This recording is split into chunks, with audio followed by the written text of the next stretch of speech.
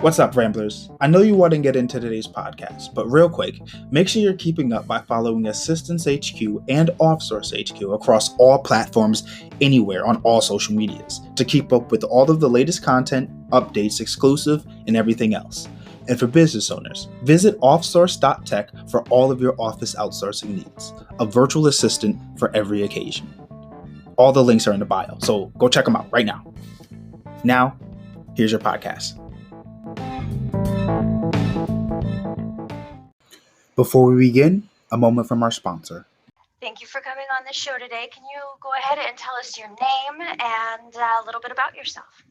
Hey guys, so my name is Angelo. I am the owner and founder of Offsource, and we're like a virtual assistant company, if you will, not in the sense of AI, because if you Google virtual assistant, a lot of startups now are doing like artificial intelligence, and we actually use real humans, which is like one of our big differences. And so That's really cool. I am from New Haven, Connecticut. A lot of people aren't, if you're not familiar with Connecticut, that is the between Massachusetts and New York. If you're not familiar with New Haven, think of Yale. That's pretty much what everyone knows us for. I live probably maybe 10 minutes from downtown. I used to catch the bus, go through it all of the time. So I thank you so much for having me on the podcast today. Absolutely. I appreciate you coming on. So tell us a little bit about your leadership story. What inspired you to be a leader? Wow. So it started young.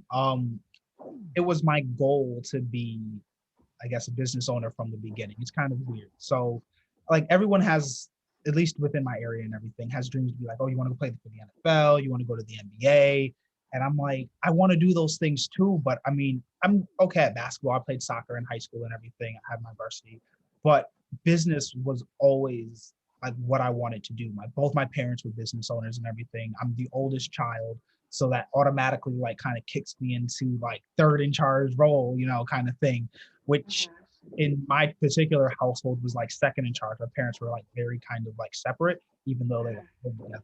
So everything was like, I'm telling, like I almost was like the communicator between both people, if you will. And so that chart led to me saying, okay, I like this. And so I've always wanted to be a leader because my dad always drilled into me, you can think with your head.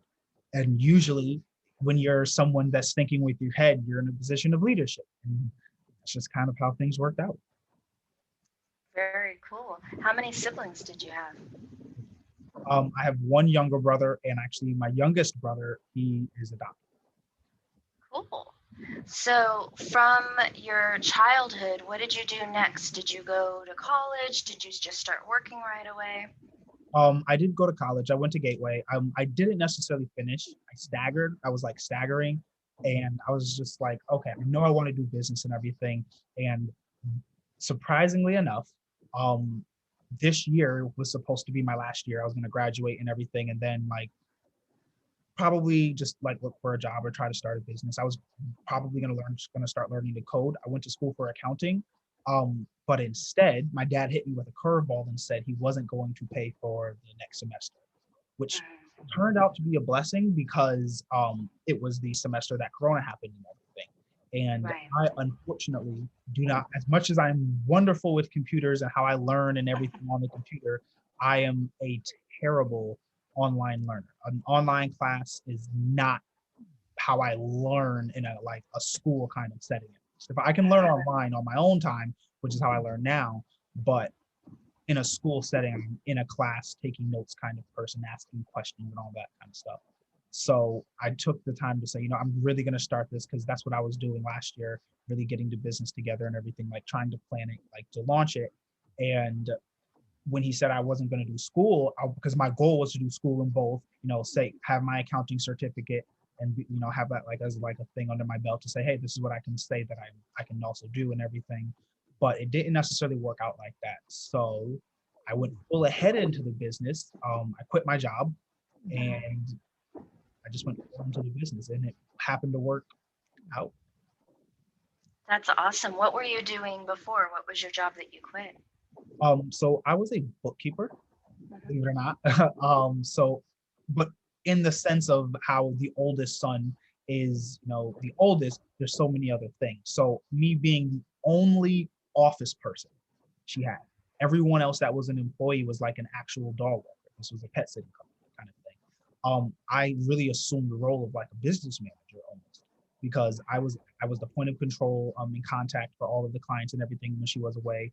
I was the person, doing payroll, doing the bookkeeping, helping make decisions, planning out, as Connecticut was implementing new minimum wages. Small businesses that pay minimum wage have to then affect and say, oh, okay, are we going to pay more prices? Who are we going to charge?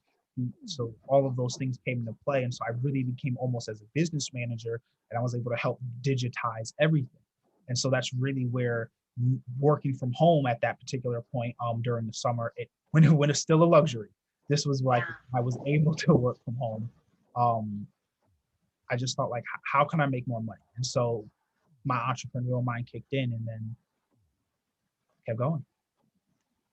What were the first steps that you took to be able to start your business? Because you had a lot going on. You were doing school, you were working. How did you take that leap? I had started businesses before, which is weird. And my dad says one thing that never leaves you. Like when you play soccer, when you play basketball, if you watch Michael Jordan now, he can still shoot. If you watch anyone now, they can still shoot. So that me starting the small businesses I did, when I was younger, it really gave me a pretty good edge, but it started with a plan. I took months developing like a 10-page, like detailed personal business plan for how I wanted this to go. Did you have help, or did you do this basically on your own? This was all me. Wow. That's a lot of pressure to put on yourself. I always say if that's the pressure I'm dealing with, that's fine. Where I come from, there are not too many options. And when you are, you have to have like the college degree and all of this other stuff. And I'm like, okay, well, I'm in college and I, at this particular point, have this job and I can really kind of finish, get my associates. I was planning on using this job as a springboard because it would give me the experience for other companies to say, hey, we can give this person a chance because look what he did for this particular business. Mm-hmm. So because it didn't go like that, it just really gave me the strength. How do you think the experience has been opening a business or starting a business during COVID? Has it been positive, negative? What have been both sides for you? I'm going to answer this question very lightly. So it has been a rough time for a lot of people. Being that I started this last year, I didn't know that any of this was going to happen. It just so lucked out for me that since a kid, I always knew that I wanted to be a boss. Like I wanted to be a CEO. Like if you asked me my dream job, I wanted to be, Steve Jobs. So I always loved travel as well. And so the only way to combine being able to work and travel was to be, a top executive, was to be one of these big people. And so owning a business was the only other option because you would have to operate it online. And it just so happened that virtual assisting fell in my lap. And so I was already working from home in that sense. And it just almost made it a little easier to explain what I did. So there was for me a pretty good silver lining. I had already quit my job and my like median to like do in between was DoorDash. So, being that DoorDash was already an essential worker and, my job as a virtual assistant is the home thing. And that's, it was slow, but, it was still able to still do well because I'm from home and it's easy. It was a pretty good ride for me personally. That's awesome to be able to have that flexibility, especially during a time of pandemic and crisis and necessity. With the virtual assistant, was there a specific reason that you chose that, or you said it fell into your lap? Tell me more about that. So virtual assisting kind of like fell into my lap in the sense of I was looking for a way to take what I was currently doing and turn it into a business. And so I cannot explicitly remember because it was so long ago what I Google searched. I might have actively, I might have not knew it was a thing because a lot of people don't know virtual assistants exist. And so being her personal assistant, I was like, okay, well, if I work from home and I'm still her assistant, I'm a virtual assistant. So I Googled like virtual assistant, is that like a thing? How does it work? And it turned out like, oh, this is something that's like feasible. Like there were, I didn't do as much research in the beginning, so I didn't know about all of the larger companies. Um, so I said, there's not a lot. So it initially started with a lack of research, a lack of market research at least, and the idea that, hey, this is like almost a new idea for almost everybody. And it turned out that that wasn't the case. But for the market that I serve, it is a very good and new idea almost for them. And so because they don't know the other companies and everything, Right. it allows me the education. And what all does your company encompass? What all do you do with your company? Uh, can you reword that a little bit? What do you mean? Like when you say virtual assistant, like you said, a lot of people don't know what that entails. What does that mean? A lot of people are used to the corporate environment where you have a personal assistant and that can cover a lot of different options. Can you tell me a little bit more about what exactly a virtual assistant does? So a virtual assistant, at least how we explain as a virtual assistant, Right. someone who works in a remote capacity that offers their skill set. And so the term assistant has been, famously coined for someone who like follows people around and taking notes and all of this stuff. When in reality, an assistant can mean anything. You can be the assistant to a manager. You can be the assistant to a marketing agent. You can be the assistant to the CEO. And what I've learned is those roles typically you are able to learn so much. You are able to see how things work. You're able to have all of the experiences being the personal assistant to the CEO without having to go through all of the hoops because people don't think of you as much. And so we've really reframed that to saying, no, it's not that what you're doing as much as what you're doing is so important that they rely on you and that you're supporting them. And so we are thinking about changing from virtual assistant to virtual professionals because we like the idea of people saying, hey, you are supporting other people. You're assisting them because you're an assistant. That's what assistants do. They assist people. But it's not in a lowly capacity. It's in a support role because this person has so much going on. They need help. And so instead of looking at this person in a weaker position, we look at them in as a position of power because this person needs help. So the person who needs help is the person who's not, we're not going to say weak, but we're going to say that they are the person who needs the help. Well, it's really empowering someone who's in the quote unquote assistant role to, you're really a team. You guys are collaborating. One can't work without the other. So I think you're really empowering someone in that role to think of themselves a little bit differently and become, like you said, more think of themselves more as professionals and not just accessories. Yes, exactly what we're aiming for. That's awesome.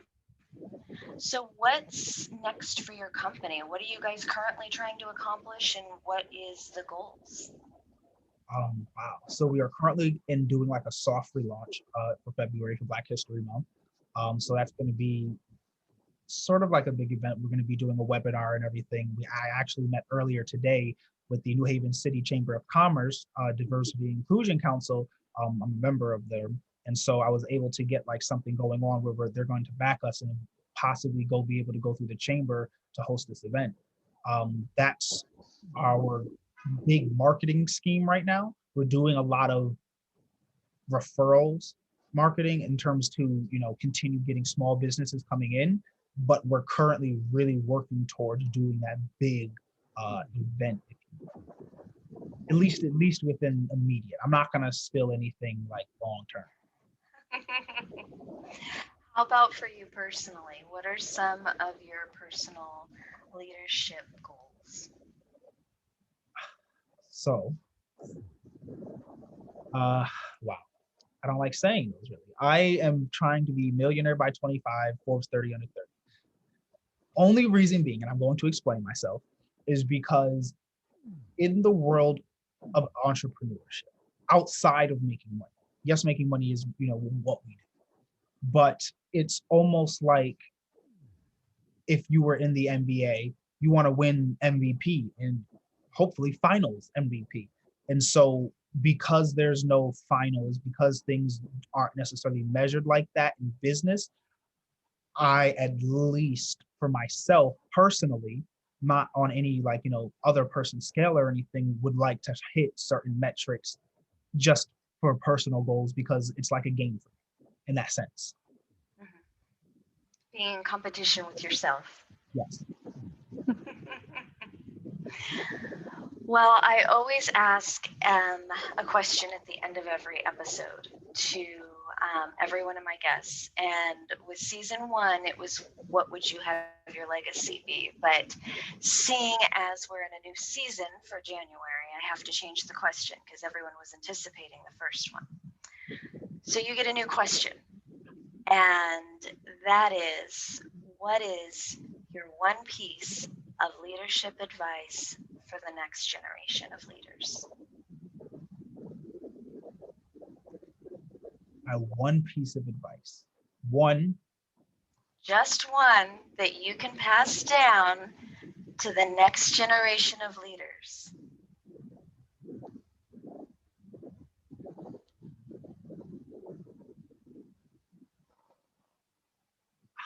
I can't think of just one, but if I'm going to give one, this isn't my ultimate one. I'll give one. All right. And it's going to be do it. I can't say that because that's Nike. Oh my gosh. That's okay. Take 2. Take 2. Please do not let anyone say that what you should do is something that's not worth it. It doesn't matter how little it is, it can help you be better.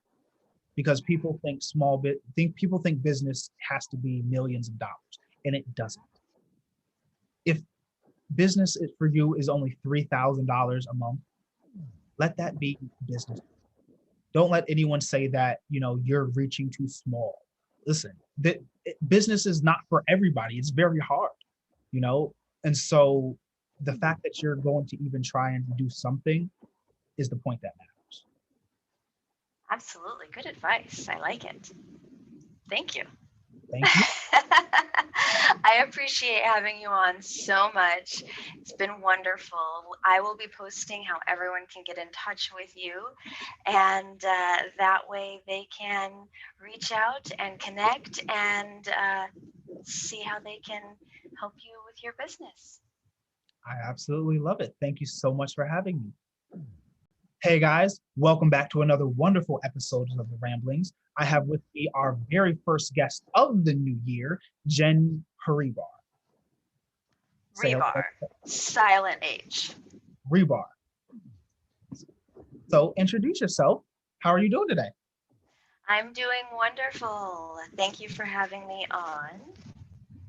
I am the host of Leadership Requested podcast, which, thank you for being a guest on, by the way. And I really appreciate just the time spent with you. Thank you so much. It's wonderful to have another podcaster up here today. So we're going to get into why podcasting for you. For me, it was really an opportunity as an introvert to come out of my shell as my personal development goal for 2020. And COVID happened, and so my daughter and I had been touring colleges and talking to people about their experience of going through college and going through their leadership into college roles and into job positions and how they got there and what that was like for them, not only through the actual application processes and everything else, but what it was like because of financial reasons and family reasons and everything. And when we were having those conversations, they were kind of really amazing. And they helped form the decisions that we were making. And we really thought, how cool would it be if we could share these with other people? So we studied everything we could. We took a bunch of courses on Udemy and every other website that we could find, and learned how to start a podcast. And it's been great. We've started in June. We've tried to do as many episodes as we could. We release one a week, and we have not pulled each other's hair out or slammed too many doors as we've been doing it. And we've had incredible leaders on who have been willing to open up and talk about their story. And the response has been really cool to be able to hear that people really enjoy hearing a true, honest experience from another person has been great. And I'm glad we can be the vehicle for that. Wow, that's wonderful. So I want to touch on something. You said that you guys did a lot of Udemy courses and like a lot of like learning before you guys did the podcast and everything. Talk more about what was that learning process kind of like? What were you guys learning? So I did not go to college. I was chronically ill as a kid with migraines and a variety of autoimmune. So I did correspondence courses, and I learned at a really young age the power of being able to utilize what you have. I also came from a really low socioeconomic background. So I didn't have the option of being able to just go to college on a parent's dime or even really financial aid because of my health. So I have taken advantage of all of the online resources out there. And what I found is sites like Udemy, who offer all of these classes. Go Skills is another one, where you can take a class for $9.99 or $29.99 or free that tells you how to get started, how to edit something, how to do this. It's a couple of hours that I can do at night or on a weekend or in between everything else, because I do work a day job where I work for an amazing company that luckily in March, as soon as COVID happened, allowed me to work from home. But we were completely in person, and now we had to move our entire business model online. So needless to say, a lot of us are working a lot. But work from home allowed me to still fit in extra time because, again, I had a personal development goal to change some things with my career. And using these online sites was a great way to be able to learn a quick skill for a minimal cost. So if I was able to squirrel away some money and put it towards my education, it may not have been a Harvard education, but it was enough for me to be able to do something that would put my business a little bit further ahead. That is absolutely what we love to hear here. We love the hustlers. We hurrah! It's kind of cool. So since COVID started, I have gotten certified, accredited certifications in 4 different life coaching certifications, which for me, I've always had an interest in psychology. I would love to be a therapist one day. And health and wellness is huge for me. So I got all my life coaching certifications, and that I just did for me. I also got certifications through Udemy to do social media marketing. I got them for public speaking. I got them for my Excel skills to keep them up to date, because I can make a pivot table like nobody's business. Like things like that I needed, all on Udemy or Go Skills or other online sites. Wow. Love it. So I want to ask you the question. What, in overcoming, your health issues, what was your shining factor that really was like kept you driving? Like, because you that's a lot to deal with, having all of that, still kind of technically doing school. Yeah. How do you manage everything? Honestly, because you have to. When you are chronically ill, you have to pay the bills somehow. And in order to pay for treatment, you have to go to work. So you really don't have a lot of choices. And all my life, a lot of people told me what I should be doing. Oh, if you want to get better, just get this treatment or that treatment. Well, everything costs money, and nobody was paying my bills but me. So I had to work to pay for it. And the problem when you're chronically ill is when you don't feel good, it's really hard to work. So being flexible enough to be able to work from home or run your own business where you have that flexibility of being able to control your schedule is amazing. For me, though, a lot of it was taking my health as serious as I took my paycheck. I had to control what I was putting in my body and how I was sleeping and things like that, because I didn't take that as seriously before. I knew I was sick and I knew I didn't feel good. So, but what made me feel better was KFC or Diet Dr. Pepper or, whatever. And I'm a junk food junkie, so I instantly go to those things. But those things made me feel worse overall. And so I would get sicker and then I would have more medical bills. And I had to really realize that if I wanted to get strong enough to be able to work the amount of hours that I really want to work, to be able to go to school to do the things I wanted to do, I had to start sleeping more. I had to, for my health, cut out drinking. I had to not eat what I wanted to eat when I wanted to eat it. I had to start being smarter about my choices. And because of my health, that was a little more extreme than maybe other people had to do.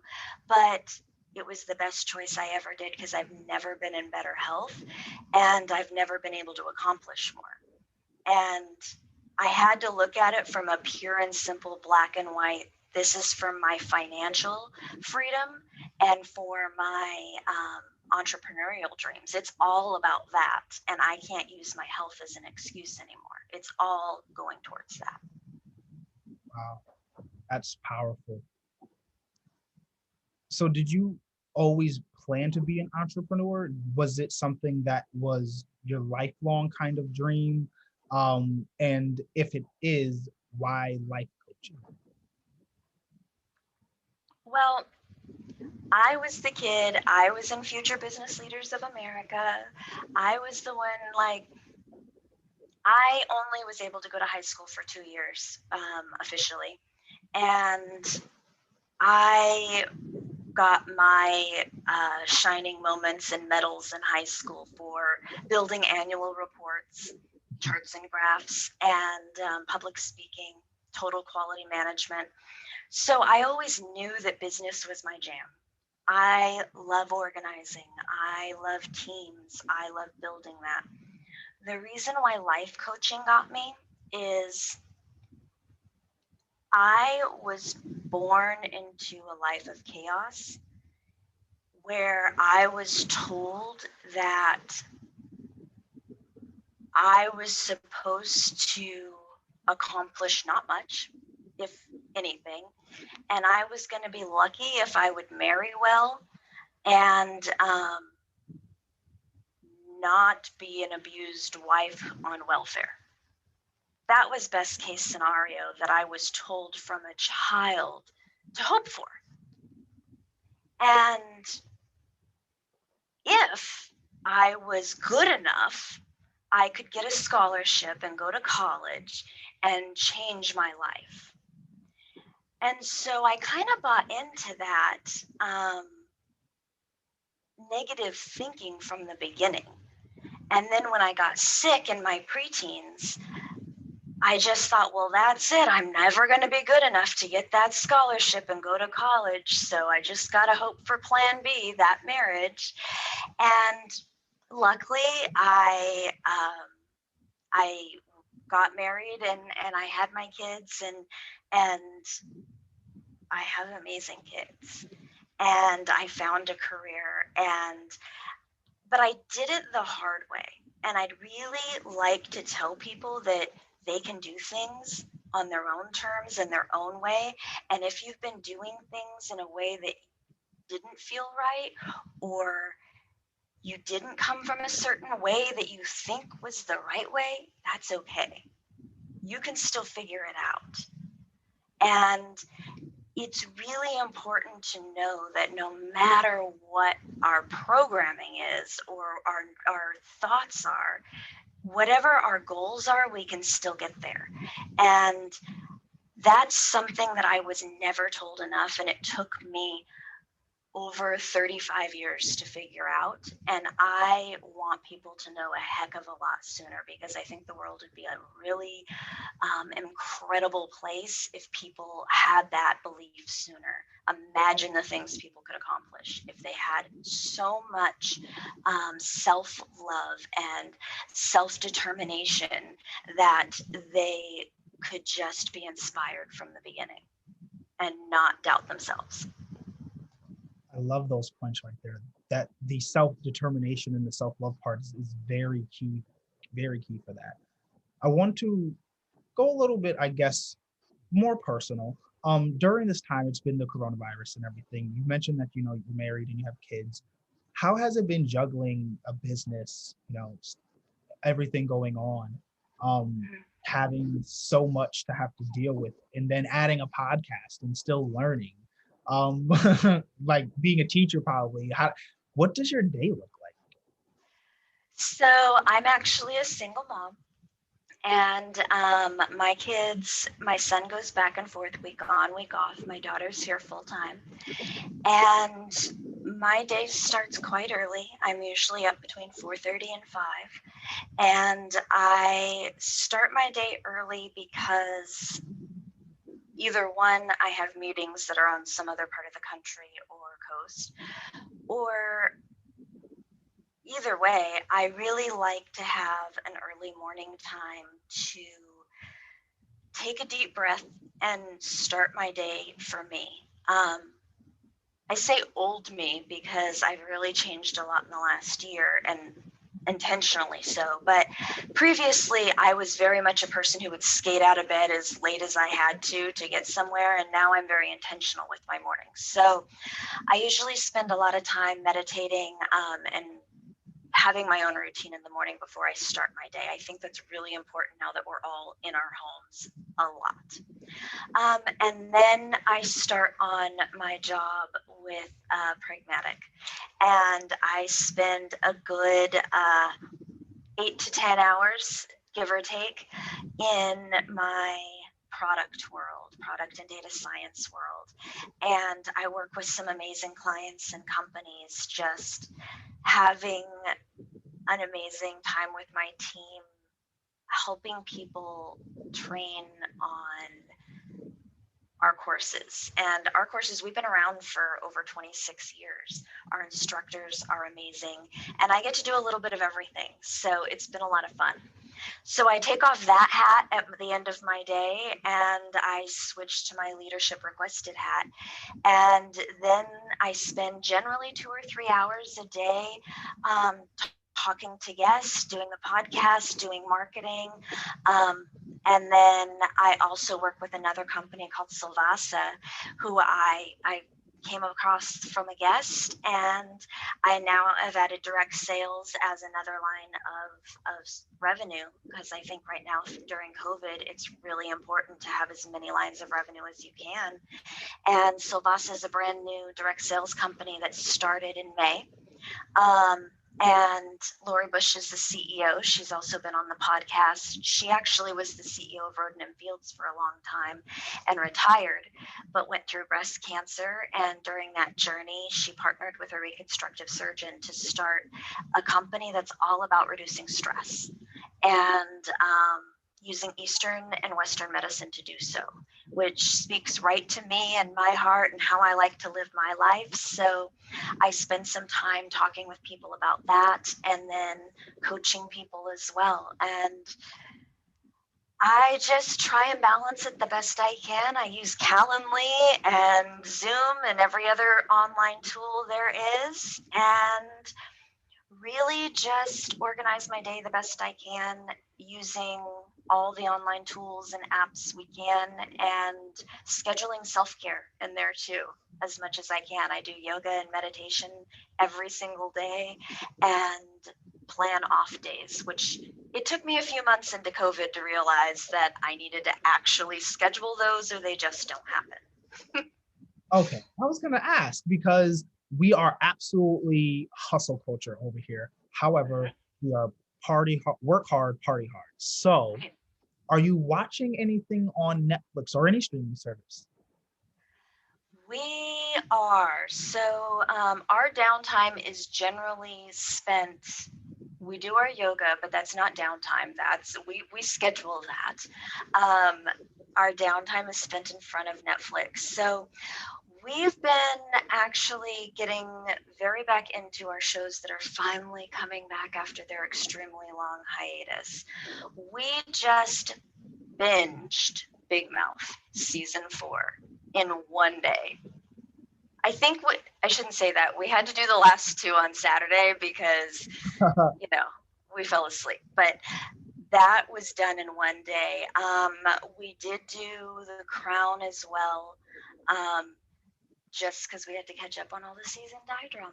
But let's see. Gosh, the list is so incredibly long.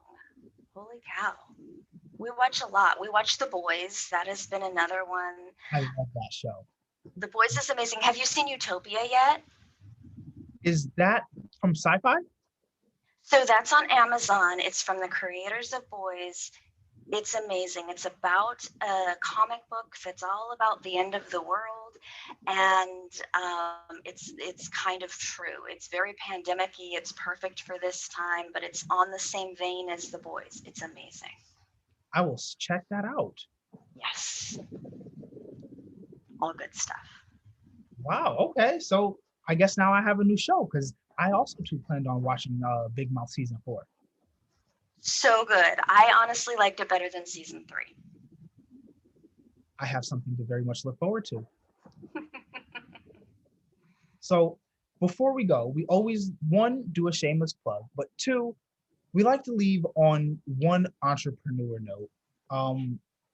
Not necessarily an advice, but your one piece of motivation to entrepreneurs. What would you say? If your gut is telling you something, follow it. If you need to take a minute to rest with it, that's okay. Do that, but follow it. I think I spent a lot of time second guessing myself, and my gut was generally right. So that gut instinct is something that usually isn't wrong, especially when it comes to people, whether it's business, relationship, those red flags. That intuition is there for a reason. That's wonderful. Thank you so much for coming on the show today. Thank you for having me.